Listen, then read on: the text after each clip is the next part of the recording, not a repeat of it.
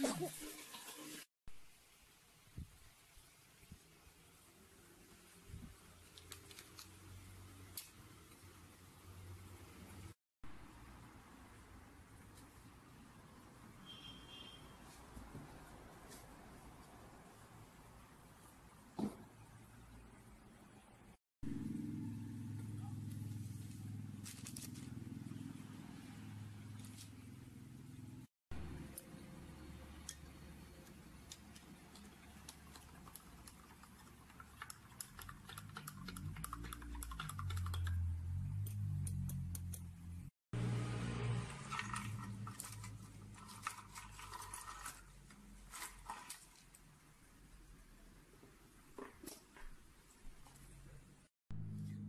good morning mga beshi.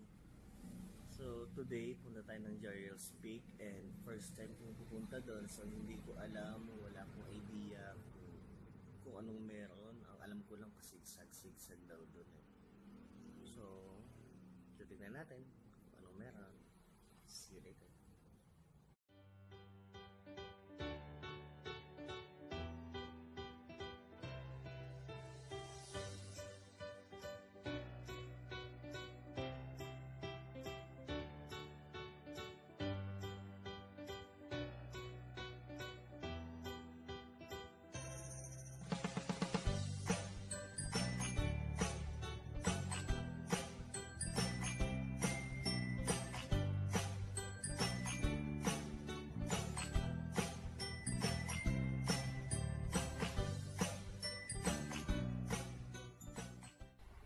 But wait nga. Wait lang. Wait. Stop. Stop ulit. Wait nga lang eh. Balik tayo, balik. Balik pa. Sige, balik pa tayo, balik pa, balik pa. Balik pa mga beshi, balik pa, balik. Balik pa. Balik pa, balik. Balik pa, balik pa. Okay. So simulan muna natin dito sa umpisa. Uy, teka nga, sino ka ba? Bakit nagbabago boses mo? Okay, so simulan natin mga beshi. Bagong lahat, kailangan ko muna magpakilala. Ako nga pala si Mickey, ang inyong tour guide for today. So ngayon guys, pupunta muna tayo sa Jariel's Peak. Marami daw kasing nagsasabi na okay daw ito napuntahan, lalo na sa mga riders, mga mahilig mag-banking. Susubukan natin kung kaya ba natin yung mga pinagagagawa nilang ka-banking na yan. Okay, so ginagawa ko itong video vlog na to dahil na-inspired lang naman ako sa mga nagmo-motor vlog. So gusto ko din naman na tayo ding mga beshi makagawa din ng mga ganitong motorcycle vlog na ito. Okay, so pagpasensyahan nyo na muna ako dahil ako ang inyong tour guide for today mga beshi bells. Simulan natin. Magsisimula tayo dito sa Quezon City. Dito kasi tayo nanggaling sa Quezon City na ito. So pinangalan nito dahil kay Manuel L. Quezon o tinatawag nating Manuel Luis Quezon, pero hindi naman talaga Manuel Luis Quezon ang tunay ng pangalan eh. It's Manuel Luis Molina Quezon. So enjoy tayo guys. Dito magsisimula ang ating journey, ang ating adventure. Go!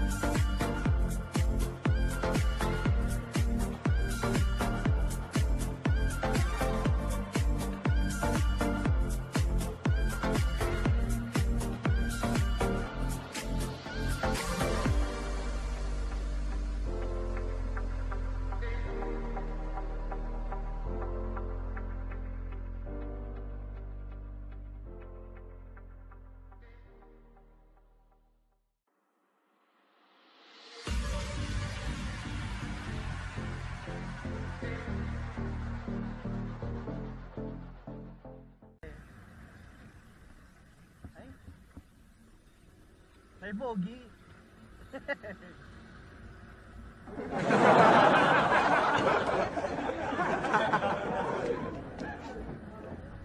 Kita niyo yun kanina.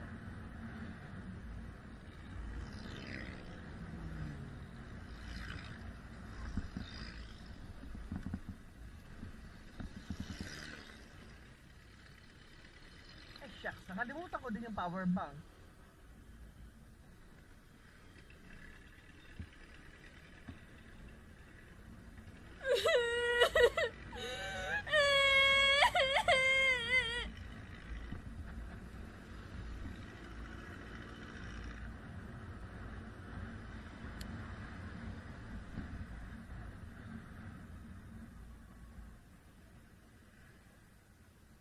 So dito banda, walang masyadong makikita dito. Panay tricycle. Mga kapatid nating mga bisikleta. Ingat guys. Be, ingat.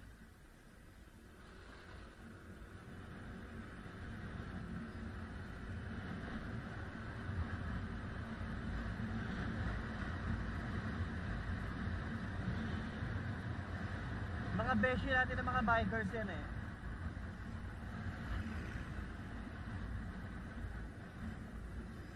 So marami din kasi ako mga kaibigan ng mga bikers, mga beshi wap nating bikers. Hello po sa inyo.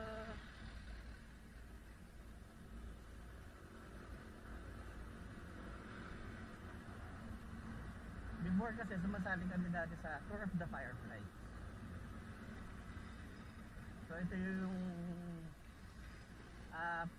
pinaka major bike event ng taon, si Tour of the Firefly. So lahat kayo, kahit anong bike mo pwede, kahit mga bata pwedeng sumali. Ayan o, kagaya niya, yung mga may ganyang attitude na driver na bigla-bigla na lang sumisingit. Sila yung mga malalaki, sila pa yung singit ng singit. Anak kayo ng teteng. Ayan pa o. Pwede mag-ulahan kayo. Meron pa sa likod, tatlo sila. O, see? Tatlo yan, paunahin ko pa yung isa.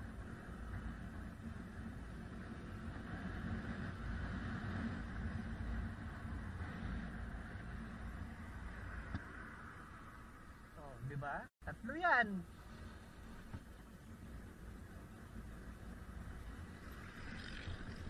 Nag-uunahan. Kala mo naman nagaganda.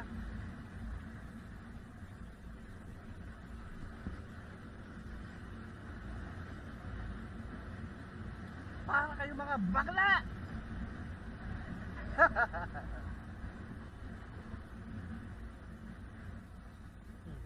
Ano to? Motor ride? Kailangan nakalinya kayo dyan, mga kotse? Medyo okay dito Bakit ang bundok? Ito parang ilang beses na nagka-landslide dito sa itsura. Ito nakakalbulat eh. Ayun pa oh. Ay. Awesome. Kita niyo yung bundok na yan. So part yan ng Sierra Madre. Ito namang dinadala natin, part na din ito ng Sierra Madre. Hi be.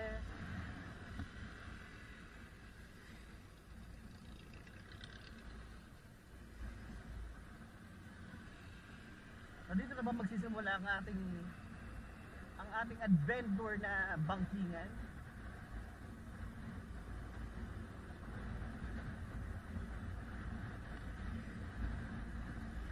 Ito, part din ito kasi ng Marilaki eh.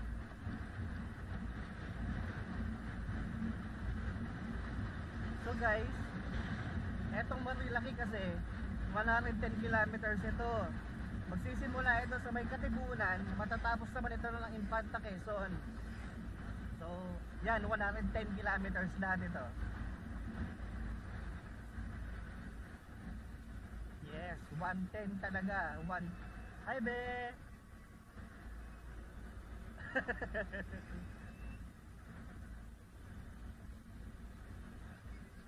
So Marilaki, ulitin ko lang ha, stands for Marikina, Laguna, Quezon. Kaya siya tinawag na Marilaki. So ang Marilaki, nagko-connecta ito ng Metro Manila, ng Marikina, ng Pasig, Antipolo, Laguna, and Quezon, boundary, Infanta. Actually, itong Marilaki, existing naman na ito eh. Simula pa nung American colonials. Oo, existing na talaga ito. So wala itong masyadong history, itong Marilaki na ito. Wow! Hi, be! Napa, hi, be! Wow! Mga big bikers!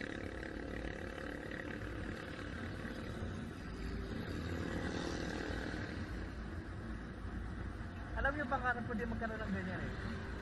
Magkaroon din ng big bike. Sila, sige, mauna na sila. Takbong balingkinitan lang tayo, te. Ayan o, 60-60 lang, gano'n. Pero minsan, kapag okay naman, yung daan masyadong maluwag, so pwede tayo mag 200. 200.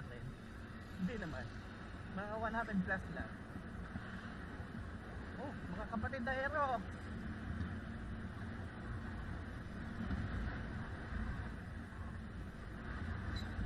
Mga magbe-banking itong mga to eh.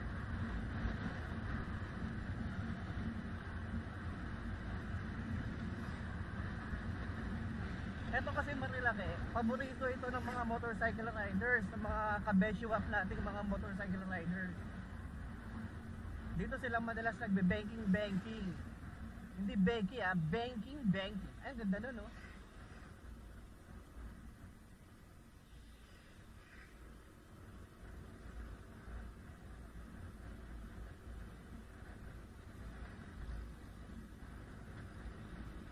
Nung usok naman nung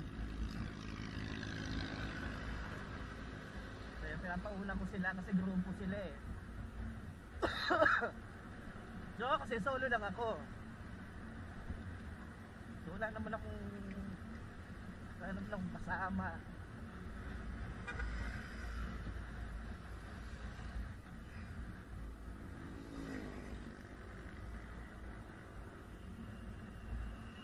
Medyo pataas na ito, so nararamdaman ko sa tenga ko yung pressure.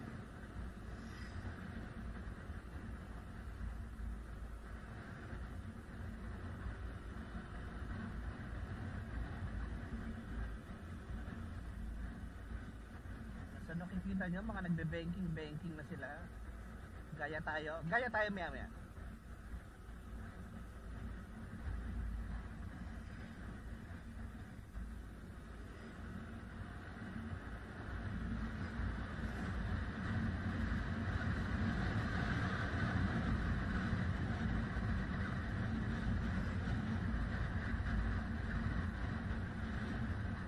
Medyo madami pa din sasakyan dito banda eh. Ay, ang ganda oh.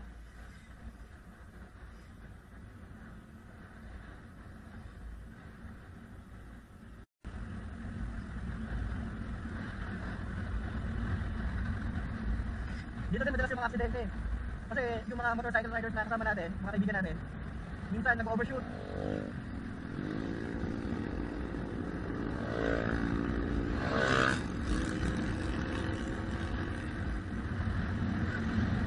Actually, kaya kung natin pa yan. Pero dahil document tayo, hindi.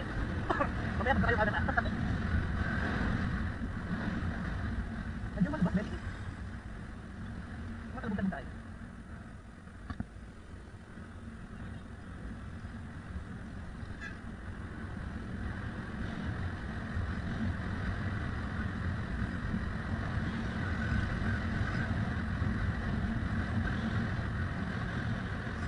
Bagi ka.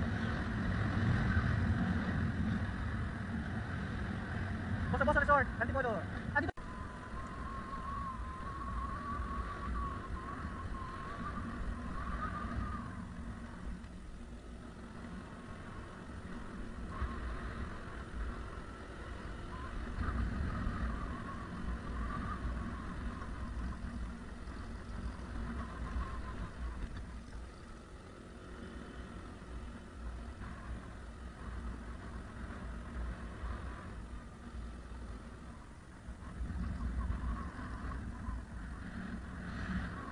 Mamaya picture tayo dyan.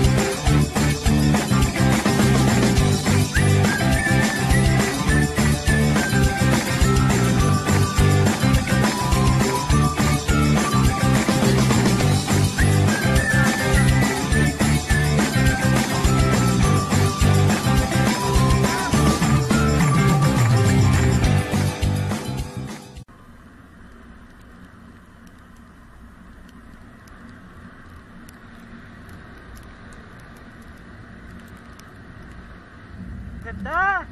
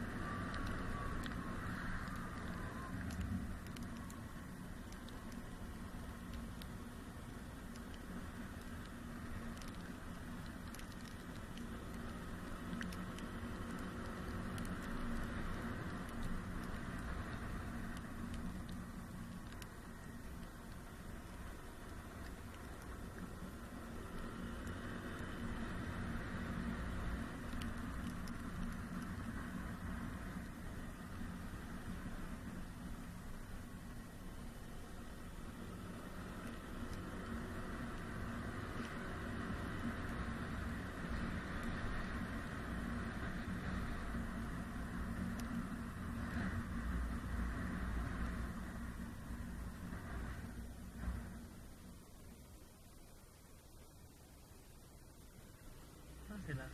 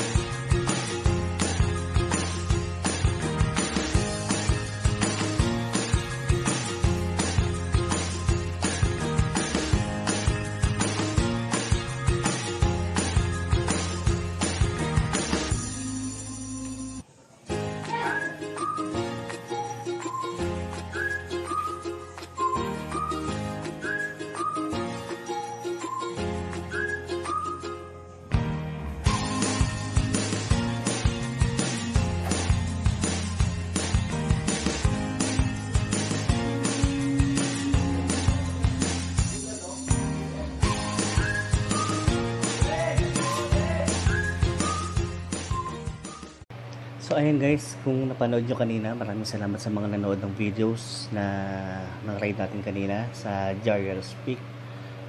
So ang masasabi ko lang, take away ko doon, safety. Yun lang. Ano iba? Well, actually, medyo mahirap nga din konti yung pagbabanking-banking natin ng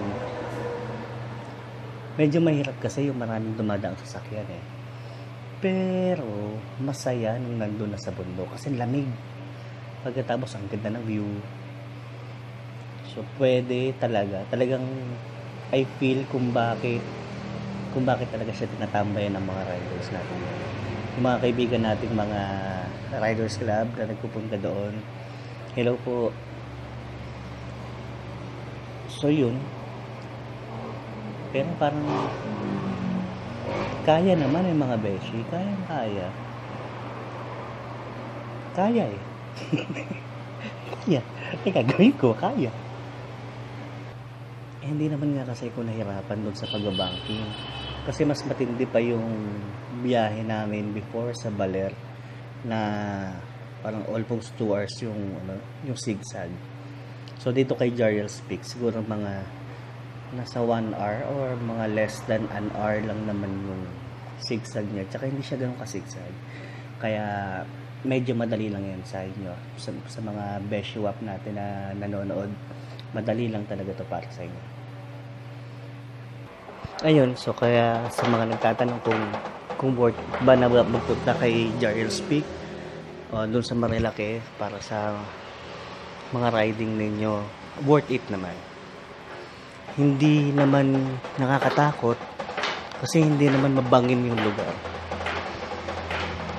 Ang medyo bored lang kasi syempre walang beach. Tapos yung food, siguro out of 10 mga 5 o baka sa akin lang kasi napunta yung makunat na makunat yung tapa niya eh. And then medyo sunog kasi yung yung tawag dito, yung itlog. so hindi ko talaga masyadong na-enjoy yung pagkain, yung food. Saglit lang din naman kasi ito. Parang breakfast ride lang yung ginawa ko doon. Actually, marami pa naman pwedeng kainan doon sa Marilake. Meron andun din yung Martisem. Tapos meron doon mga bulaluhan na iba. Pero mas pinili ko kay Jariel's Peak na kumain. Doon kasi madaming tao eh. So sinubukan ko. Tsaka tinignan ko yung mga sticker ng mga Riders Club na nagpupunta doon. So binidyo-video ko lang. Picture, ganun. Tapos pala kapag simula Jariel's Peak, tapos kapag diniretso mo pa yun, mararating mo doon yung Infanta Quezon. So sa Infanta Quezon, meron andun yung boundary ng Quezon tsaka ng Laguna. So meron doon andun yung beach. So pagkatungtong pa lang ng Infanta, meron ng resort kagad doon na gusto ko ding puntahan sa susunod. Baka next week. Next week na. Chara. Paplanuhin natin. So, sa mga nakapanood, susundan nyo lang ako. Pa-click na lang po ng subscribe dito sa baba. And pa-like sa mga nagustuhan. Sa mga hindi naman nagustuhan, manahimik po kayo, ha?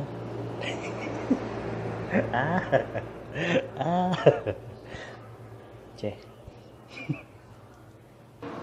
So, yan po yung sasabi ko regarding dun sa ride natin kanina sa Jariel's Peak na naging success. First ride ko na mag-isa kasi madalas may kasama eh. Ano ba?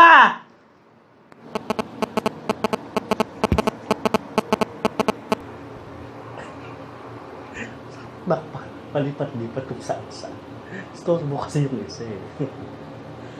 So yun. Pa-like na lang po. Pa-like and pa-subscribe dito sa baba. Tulog na ako, ha? So mga beshiwap, mga beshibels, good night na. Tulog na tayo. Uy, patay mo na yung ilaw. Tulog ka na. Good night po.